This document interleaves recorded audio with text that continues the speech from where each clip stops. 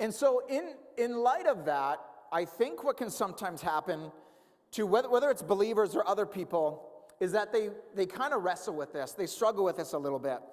And they think, really? Like, really, is Jesus coming? I'm just not sure. I mean, it's been, how many thousands of years from which he's left earth? How much longer do we have to wait?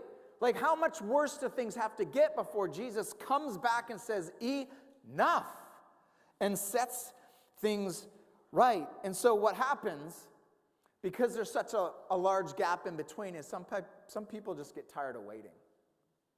Ever got tired of waiting?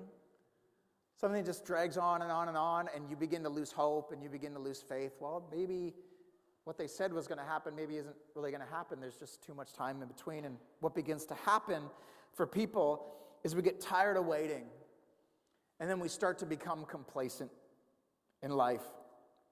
And because of this, what happens is we settle into life so much so that earth begins to feel a lot more like home than heaven does. We become so comfortable with our families, with our jobs, with the next thing we're going to accomplish, the next success in life and all this stuff, where for the believer, earth begins to feel a little bit more like home, and heaven becomes some sort of estranged, weird, far-off thing that we're not quite confident or sure of.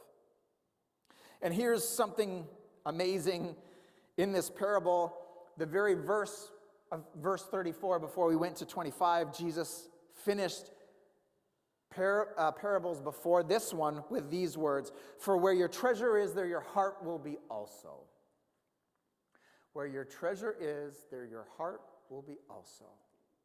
So if we store up treasure on earth, if all of these things that we can enjoy, that are good things, that are some wonderful things, that are obviously God-given things, but if those things become our treasure, our heart is more invested in earth than in our heavenly home. We need to be mindful of these things.